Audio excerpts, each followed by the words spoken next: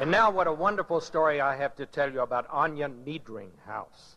She is a photographer for the Associated Press. She focuses her lenses on lives that have been fractured and torn apart by conflict. She shows us the men, women, and children who stand in harm's way. Her haunting photographs have brought the images of war and destruction, triumph and survival to the pages of newspapers around the world. She captures these lives so that we will all see, feel, and know what it is like to be in the midst of war.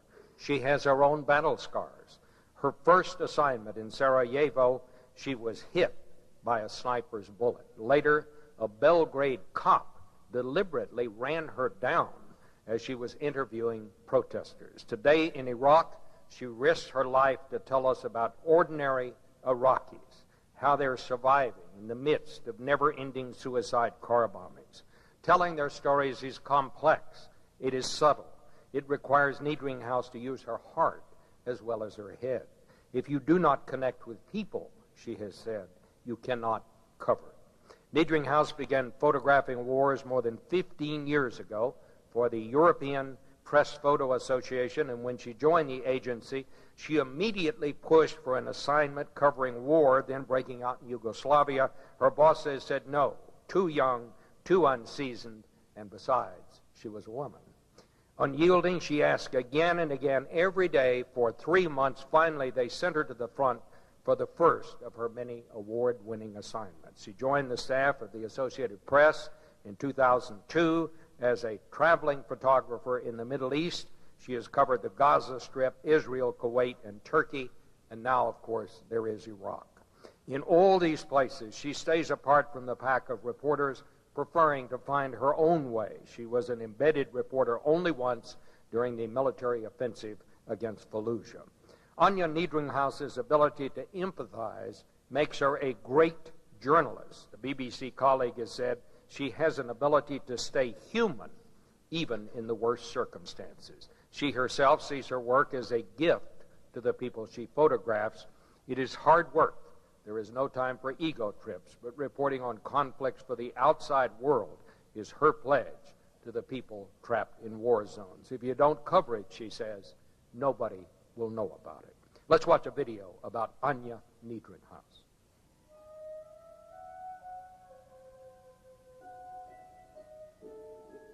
As a university student in Germany in 1989, Anja Niedringhaus photographed the fall of the Berlin Wall. It was the beginning of a photojournalism career that has taken her to virtually every major war zone in the world. Niedringhaus never refuses tough assignments.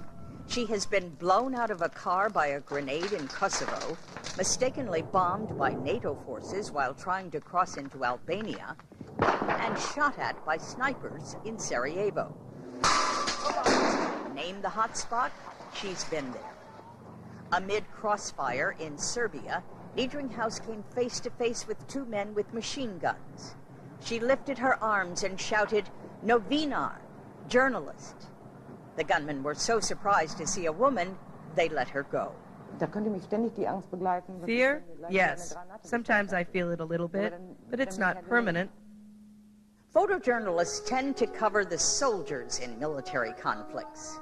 Niedringhaus strives to capture images of the victims, women and children who share in the suffering.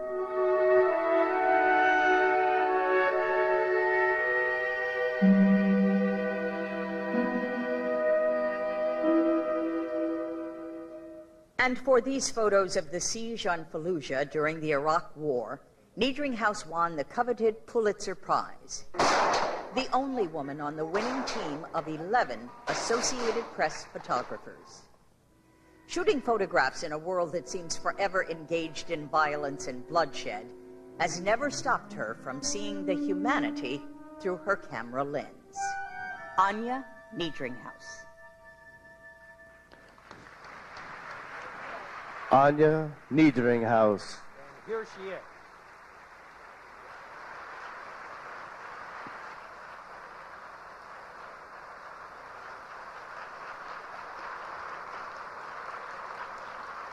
Thank you very much. I think it takes me now courage here to speak here because I'm not very used for speaks. Ladies and gentlemen, it's a special honor to win an award that celebrates courage. I've won several awards for my pictures, but this award celebrates the spirit of our work, being a journalist, a reporter, a photographer. I'm not here today to tell you my difficulties covering conflicts. The real difficulties and the real courage belong to those who are subjected against their will to conflicts. I do my job simply to report people's courage with my camera and with my heart. When I was 7, my grandfather gave me a globe, and as much as I looked, I couldn't find my hometown somewhere in Westphalia, Germany. That's when I realized how big the world is. My real travel started after finishing high school when I went to India to volunteer in a polio home for 3 months. I came back and I did freelance work as a writer. Soon I realized I could tell my stories far better with my camera than with words. So I picked up the camera and started to take pictures. Then I went for 6 months to South America during my studies. Coming back, I knew what I wanted to do. To report stories from around the world, to see events through my eyes and through a lens that comes from a safe place where the world is mostly in order. In 1989, the Berlin Wall fell. There were many countries that used to be blocked that all of a sudden could be discovered. I finished university and began my work with wire agencies because agencies can reach the whole world. Then the war started in the former Yugoslavia, and I didn't hesitate to cover them. I had no idea what war was. I was still half a child, seeing for the first time people dodging mortar rounds or trying to find shelter. Their courage was the most impressive thing for me. I wanted to continue this work and traveled most of the time to conflict areas. It's really their courage under difficult circumstances that gives me the energy to continue in this field. I feel fortunate to have worked on the front lines of all big conflicts of our era. After 15 years, my home has become a bigger place. I enjoy my work and I feel lucky that even under the most difficult circumstances, I can show the world a small view of what is going on. I choose to cover conflicts. That is the difference between my fellow awardees and me here today. They are living and working under pressure day after day, while I can tell everything an assignment.